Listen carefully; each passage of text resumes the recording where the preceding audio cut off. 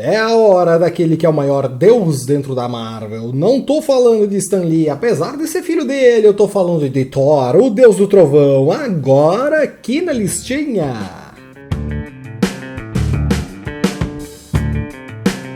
Fala galerinha, eu sou o André Giovanella, sejam bem-vindos ao Gibizinho e a mais uma listinha. A listinha com aquilo que há de melhor dos nossos personagens favoritos e hoje falando de Thor, o deus do trovão. Ele que foi criado por Stan Lee, Larry Lieber e Jack Kirby lá nos meados dos anos 62. Em 62 surgiu o Deus do Trovão, ele que é um personagem extremamente relevante, importante e aclamado hoje em dia, finalmente, né? Chegando nos cinemas aí, o pessoal começou a perceber mais, começou a dar mais valor, ganhou grandes arcos nos quadrinhos aí também ultimamente. Então aqui nós falaremos daquilo que há de melhor e mais importante e mais relevante para se ler do Thor. Sempre começando com a origem dele, a primeira história dele às vezes, né, é um ponto muito importante, é um ponto crucial, e aqui ele surgiu, então o nosso querido Thor, ele surgiu em Os Homens de Pedra de Saturno, né? Então o que nós temos aqui na origem dele, né? Em uma viagem à Noruega, Donald Blake, que é um médico americano, ele se vê rodeado ali dos alienígenas, começa a aparecer uns alienígenas feitos de pedra, e ele se assusta, ele entra numa caverna e lá ele acaba encontrando um cajado. E quando que ele bate esse cajado no chão, ele se transforma em Thor, o deus do trovão. Essa introdução aqui, né, ele se transforma, quando ele bate ele se transforma no Thor. Esta origem, essa primeira aparição do Thor, ela é bem importante, mas o Donald Blake ele vem e volta, né? Ele já saiu, já deixou de existir, ele voltou depois. Enfim, acontece às vezes de ter um Donald Blake da vida. Às vezes tem outros personagens, teve alguns outros alter egos aí dele. Mas o importante é ver essa primeira aparição do Thor. O Larry Lieber, que é o irmão do Stan Lee, ele participou aqui da construção do Thor porque ele que entendia mais de mitologia nórdica. Então ele tem essa participação por dar as suas teorias aí o Thor ele tem que ser assim, ele tem que ter um martelo e tudo mais, né? Então, por isso que ele tá ali junto creditado. Ali começou, né? Então foi sendo escrito aí, isso aqui saiu em Journey into Mystery, e daí depois nós vamos agora dar um saltinho para contar a história do Mangog, que também é escrita pelo Stan Lee e Jack Kirby. Bom, o Mangog ele é um ser com a força de toda uma população, aí, de uma raça inteira, na verdade. O que aconteceu?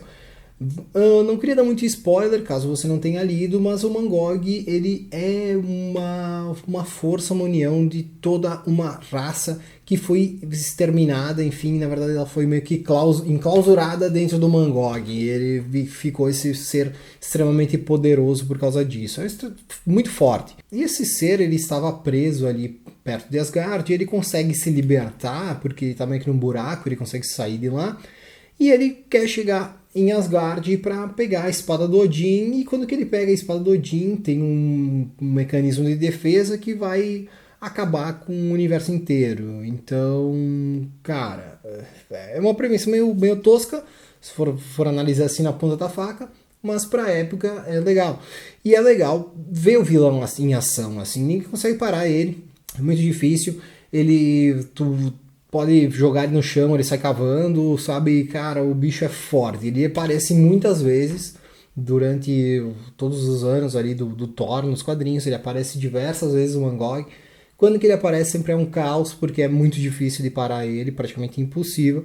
Enfim, essa aqui foi a primeira aparição dele, é uma história bem relevante para a linha cronológica do Thor. Um ponto legal de se perceber aqui nessa história é a arte do Jack Kirby. Ela está sendo finalizada pelo Vince Coletta, que ele não é um cara muito bom aí, ele traça pouca coisa.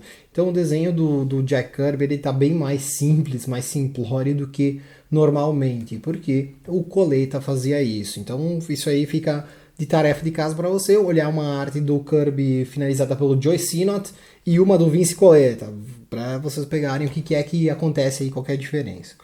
Tá? Enfim, esse material é um material extremamente importante, apesar de não ser assim, meu Deus, nossa, que revolucionário, que legal, blá blá blá blá, porque isso aqui saiu num tempo distante e talvez está meio que fadado à sua época. Mas ainda assim é um quadrinho bem importante que mostra coisas pontuais como o sono do Odin, quando que o Loki toma o poder também, a espada do Odin também tem a sua importância. Enfim, são coisinhas que fazem parte da cronologia e da linha do tempo do Thor, que são abordadas vira e mexe e são contadas aqui dentro desse arco. Né? Isso aqui saiu encadernado pela Salvat com o nome de Ragnarok, mas é o arco do Mangog, que na verdade vai ter vários Ragnarok durante os anos do Thor, mas nenhum que é um Ragnarok mesmo. Tem um deles, mas depois eu vou falar sobre isso. Tá? Aqui é o arco do Mangog, tá? Mas também pode ser o arco do Ragnarok, o primeiro. Passada a fase do Stan Lee, agora eu vou dar um pulo lá para Walt Simonson. Sim, o Walt Simonson é o cara que mandou e desmandou, fez e aconteceu no Thor, é o autor mais importante que passou no personagem, chupa Jason Aaron.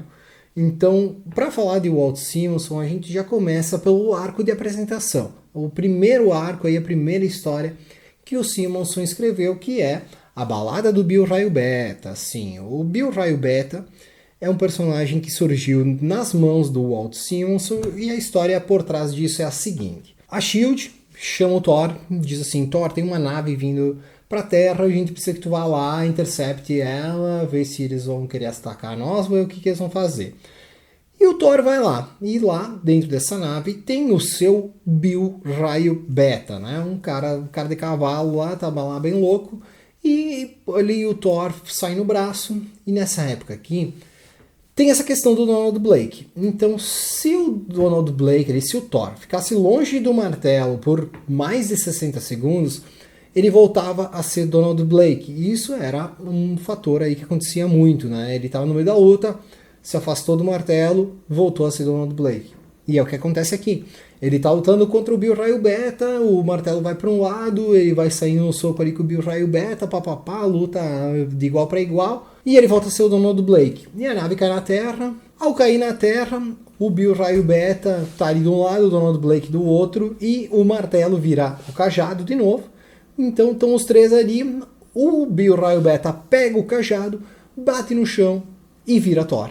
É esse aí, porque ele é digno, né? Ele é digno de erguer o martelo. Então quando que ele se torna o Thor, aparece o Odin e diz assim, Thor, eu vim te chamar de volta. E leva o Bill Raio Beta. E daí fica o Donald Blake e ele diz, que bosta, não sei o que. Enfim, isso aí é o começo da história. Depois o Bill Raio Beta e o Thor, eles têm que lutar entre si, né? O Odin diz assim, não posso tirar o martelo do Bill Raio Beta porque ele fez por merecer o martelo.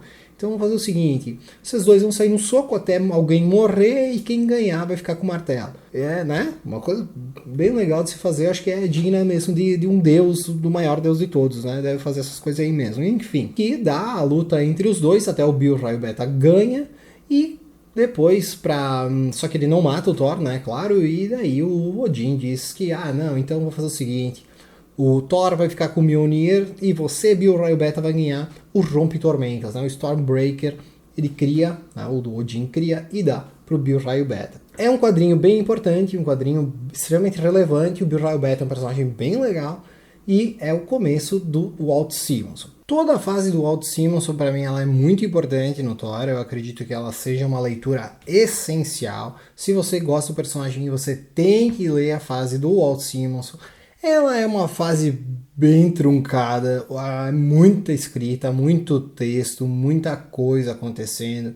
Mas, assim, é o melhor do Thor. Assim, é meio pesado para ler isso, tem que ler aos poucos, mas eu acredito que é a melhor coisa para se ler do Thor, é a fase do Walt Simonson. Para não me prolongar muito para falar de tudo que tem ali praticamente, na verdade foi selecionado o arco desse do Bill Raio Beta, que é o primeiro arco, e depois a famosa Saga de Surtur, ou Surtur. Né? A Saga de Surtur também é escrita e desenhada pelo Walt Simonson. ela conta a história deste personagem, este demônio Surtur, que ele é o senhor do Muspelheim, né, que é o reino do inferno. Então ele está lá e ele pretende destruir o universo. Para isso, ele vai usar então a sua espada, que ele está forjando essa espada desde o começo. Toda a fase do Simonson, ela tem uma certa ligação entre um arco e outro, e desde o começo, de quando que começa a contar a história do Thor aí, escrita pelo Simonson, começa lá vem um cara batendo uma espada e escrito Doom, Doom, Doom. E aí, isso aí vai se mostrar que na verdade é o Surtur fazendo essa espada, forjando essa espada.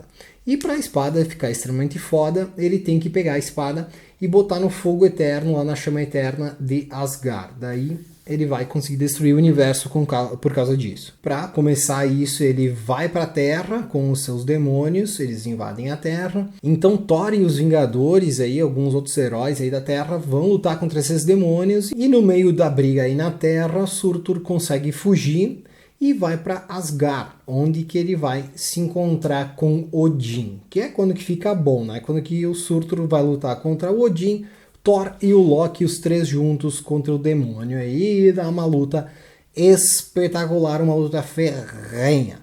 É um arco muito importante, é uma pena que o Surtur mostrou naquele filme do Ragnarok, que não tem nada de Ragnarok, né? E foi mostrado lá um Surtur que apareceu e... Bom, primeiramente que ele perde uma luta em 2 minutos pro Thor. E daí depois ele aparece em Asgard e destrói Asgard em 2 minutos também. Foi maltratado o Surtur no cinema, né? Mas ele merecia um tratamento melhor, porque ele é um personagem bem legal. É bem importante a passagem dele aqui. Ele é mesmo algo importante e digno de nota, um vilão foda. Não é um vilão de se ganhar em 2 minutos, né? Enfim, uma pena, mas esse arco aqui é um que vocês têm que ler porque ele é muito bom. Vocês vão entender qual que é a função, qual que é a importância do Surtur nos quadrinhos. Ragnarok, né? Já que falamos do filme Ragnarok, que não tem nada de Ragnarok, para uma mistura, uma farofa, uma doideira, uma loucura aí que muita gente gosta, mas que não faz o menor sentido. Se você gostar de Thor, personagem dos quadrinhos, e gostar do Ragnarok, o filme, você tem um desvio de caráter muito forte, né? Mas enfim, vamos falar sobre Ragnarok nos quadrinhos. Eu tô falando do arco escrito pelo Michael Ovon Oemmen, Daniel Berman e André De Vito, né? De Vito, né? Na arte. Bom, o que é isso, pessoal? Vingadores A Queda. Quem acompanhou na época sabe que Vingadores A Queda não ficou restrito a Vingadores A Queda. Vingadores A Queda respingou em vários outros personagens, até no Homem-Aranha e no Thor. No Thor, a queda se deu por meio do Ragnarok. O que aconteceu foi que aconteceu o Ragnarok mesmo, o Ragnarok que é o apocalipse, é a morte de tudo. Quem não conhece mitologia nórdica aí, a mitologia dos vikings, mais precisamente aqui, que é o que funciona como base para o Thor, aqui nós temos este ponto que é um ponto muito importante, que é o Ragnarok, que é quando que tudo morre e renasce na sequência. Essa história aí, esse conto aí da mitologia, foi trazido em definitivo, em forma real, oficial, nesta parte aqui, quando que deu a queda dos Vingadores, daí deu a queda do Thor. Primeiramente, o Loki encontra a forja onde que foi criado o Mjolnir, e com a ajuda do Surtur ele cria algumas armas para confrontar o pessoal de Asgard. E essas armas, claro, com poder igual aí, né, empatando com o Mjolnir, né? Então o que acontece? Com essas armas ele sobe no barco lá da Hela, lá do inferno, e com uma galera do mal aí, como o Fenris e o Ulik, o Loki ataca os deuses, né? E logo de saída nessa primeira briga, o Thor vai pra cima desses caras aí, só que como que eles têm umas armas tão fortes contra o Mjolnir, ele vai dar uma martelada nos caras e o Mjolnir se esfarela. Tá? Fica só um pedacinho do martelo aí na mão dele. Por aí começa, tá? Daí o Loki vai matando os Asgardianos, vai matando ali tudo que ele vê pela frente, até o Thor pede ajuda para o Capitão América e o Homem de Ferro, eles vão lá, não conseguem ajudar muito, daí saem fora.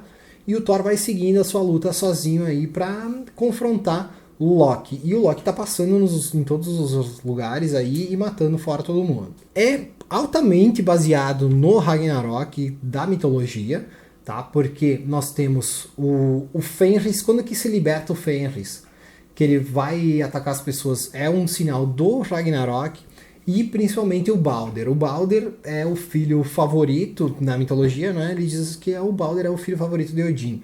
Quando que o Balder morrer, é sinal de que vai ser desencadeado o Ragnarok. E o Balder morre. Então, isso tudo aqui é bem fiel à mitologia. E é um arco muito legal. Esse do Ragnarok. Também é um que vale muito a pena. Acabado o arco do Ragnarok, vem o Michael Straczynski. Mas ninguém precisa ler Michael Straczynski, a gente vai pular direto pro Jason Aaron. Sim, eu tô falando bem do Jason Aaron, não é uma coisa que vai se ver todo dia. Então, grave na sua memória. Estou falando aqui do início da fase do Aaron no Thor, que é quando começa com o Carniceiro dos Deuses, né? Muito bem desenhado por Zed Ribik. O que acontece? Né? Nós temos o Thor em 3 momentos de sua vida. Ele jovem, ele hoje e ele no futuro, quando que ele é o último deus vivo de Asgard. A partir disso, ele começa a se encontrar, ele tem lá no passado, ele tem um encontro com Gorr, que é o carniceiro dos deuses. Não dá para saber direito o que ele é, não explica direito ele, só sabemos que ele está matando os deuses, o Thor encontra deuses mortos em vários lugares que ele passa. Enfim, ele é o assassino dos deuses e o Thor acaba encontrando ele. E quando ele é jovem, ele é pego pelo Gorr, ele é torturado, sofre muito na mão dele e tudo mais. E quando que vemos a origem do Gorr, nós vemos que ele era um alienígena que rezava para os deuses não respondiam a ele, e um dia caiu lá um cara do céu com uma armadura muito louca, e o Gorr acredita que aquilo ali é um deus. Ele se veste com aquela armadura e parte em busca dos outros deuses para matar todos os deuses, porque eles não atendem ninguém, eles são extremamente egoístas, deuses são uns bostas. A origem do Gorr, assim, eu acho que é uma origem bem legal, né? Não é, assim, também não é um negócio tão original, mas eu acredito que é muito bem feito, né? O Gorr, ele é um vilão que ele aparece em vários momentos da passagem do Jason Aaron, e tudo que tem o Gorr eu gosto bastante. Também dentro da passagem do Jason Aaron nós temos Thor, a deusa do trovão. Também é um arco muito importante, que é quando que surge uma deusa do trovão. Thor se torna uma mulher e vai atuando ali pelo mundo. Não sabemos no começo quem que é, mas depois, né, esse spoiler já prescreveu, nós sabemos que ela é a Jane Foster. Toda a passagem da Thor Jane Foster é bem interessante, é muito bem escrita, é muito divertido, muito legal e com um discurso forte, um discurso bem interessante. Acredito que seja a última grande passagem aí dentro do Jason Aaron. O Rei Thor também é legalzinho, mas não é tão relevante assim. Que foi a finalização, o fechamento aí da passagem do Jason Aaron, né, nesse Rei Thor. Bom, galera, em termos gerais, seriam esses os grandes pontos fortes e importantes dentro do personagem Thor. Tem algumas outras histórias também que são bem importantes, sempre tem muita coisa da mitologia, tudo é bem legal. O Thor mais antigo, ele é um pouco mais chato de se ler, por causa que se traduzia com muita mesóclise, né? Socá-lo-ei, sabe? Essas coisas assim. Então, tinha isso, talvez é um pouco chato. Tem muita gente que não gosta do Thor por causa disso, o pessoal da mais antiga, né? Que leu isso aí junto comigo naquela época. Mas, talvez alguns aí agora temos novos fãs que são filhotes do Jason Aaron, que o Jason Aaron ele fez um trabalho interessante no Thor, apesar de ter alguns momentos bem porcaria aí no meio também, mas ele fez um bom trabalho, e foi o último grande autor aí, né? Agora nós temos o Donny Cates, tá escrevendo aí, ainda tem muito para correr aí, muito chão para andar, para poder se dizer que ele tá fazendo um bom trabalho. Alguns grandes autores que passaram pelo Thor e que merecem ser conhecidos, né? Bom, a passagem do Stan Lee eu acredito que seja bem interessante, é um ponto bem legal, é o começo da história, tem bastante coisa, tem os contos de Asgard, que são coisas bem legais.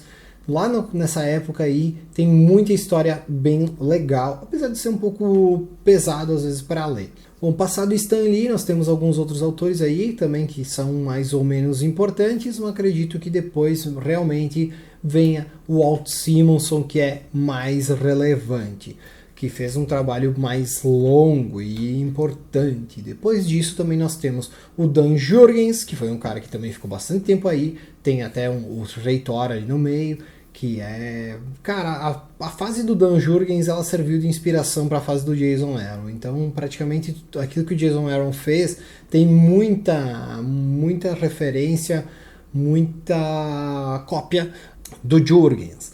Então, pode ser um pouco pior o do Dan Jurgens, principalmente porque é desenhado pelo Romitinha, mas ainda assim é uma passagem bem importante. E depois disso também nós temos a fase do Straczynski, que ele ficou um tempo lá, mas não...